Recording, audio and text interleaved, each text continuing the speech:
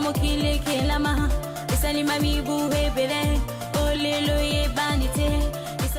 Mbote mingi na balanzi ya vuva mu television pe na bino ba enyoso bozwi libaku ya kolanda etando ya bonsomi ya baindo totondi bino penza botonzi mingi na attention oyo bozali kopesa bamanaka na bino ya kitoko boye ya vuva mu television bipe wapi awa tokutani lisusu na bino na émission mokolo molelo oyo wapi tolobelaka bokoko ya baindo oyo ezali calendrier négro africain ni ekosenga na biso toyeba ete na kati ya calendrier négro africain o mokolo lelo tozali bongo nkandu mwatuku mibale na mwambe na sanza ya misato na bopemi ya sambo na mobu mokama na tuku misato na mibale kaka na eleko ya volonté oyo ezali première saison na biso tango tolobi nkandu mwatuku mibale donc tozali nkandu le 28 sanza na biso ya misato esuki mokolo mwa lelo de lobi tokobanza lisusu sanza na biso ya sikatope 4 mois ya calendrier na biso négro africain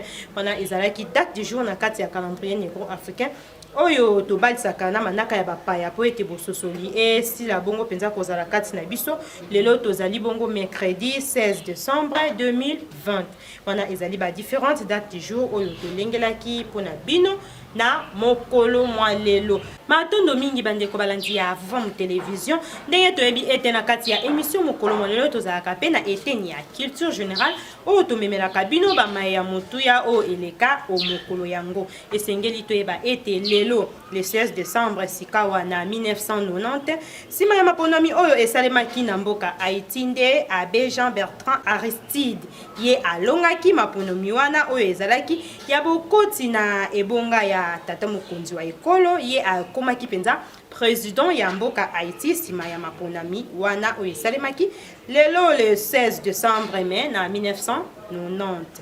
bandeko balandi ya vuva mu television wana ezalaki ma ya motuya oyo tolengelaki mpona bino o mokolo mwa lelo tika ete totombela lisusu baebonso babotama mokolo ya lelo mbotama elamu mpenza na mabota na bino bonso bino baye oyo bobotama le 16 décembre tika ete tata akeli kuona se akoka kobakisela bino ya mingi likolo ya bamibu na bino na mokili tika ete tozonga mpenza nanu kuna na ngambo ya régie totala elili nini oyo tolengelaki mpona bino mokolo ya lelo nde biso na bino tokokutana na nsima na yango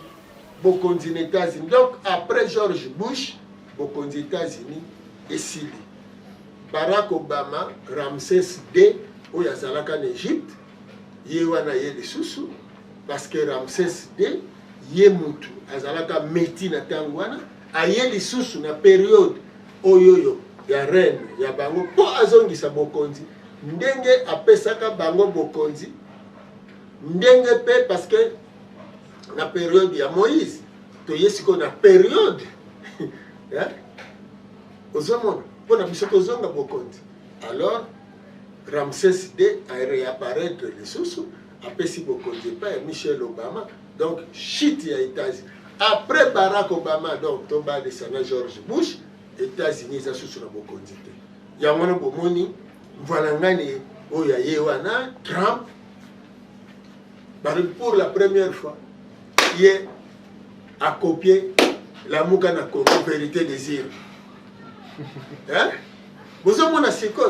il a pas vérité désir. Siko na nenge tozaboye, aza kosenga même révision de la constitution des États-Unis parce que yé na 2024 fois postulé sur fois zonga. Pour ba yibiye ba voix donc aza né d'accord te na élection wana a lobby eza triqué denka ke les gars en Afrique parce que bozo bossa na tebisi bino ke tantani bangazi nyonso basalaka na Afrique nde ezozongela bango Afrique ezokende na kosangana donc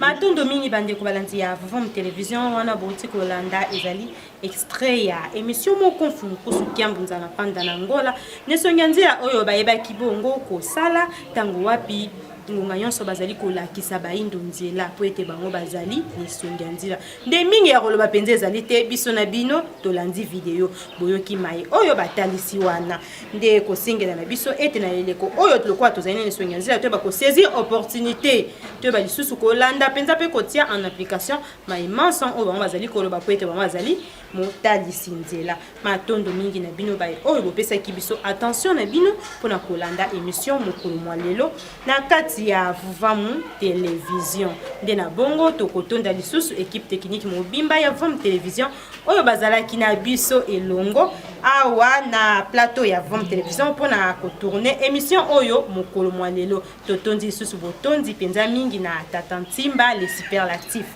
Tata Ntimba les superlatifs sungaki biso kuna na sima ya masini kuna na eteni ya kamera. Nde biso na bino tokutani na mikolo mizali koya Nkandu Elamu na mabota na bino banso.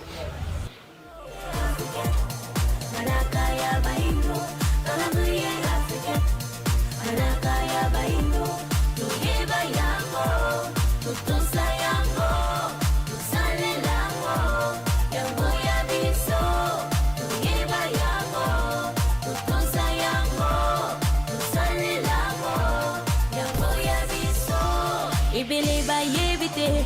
utamokile kelama isalima mibu hebele olelo ye banite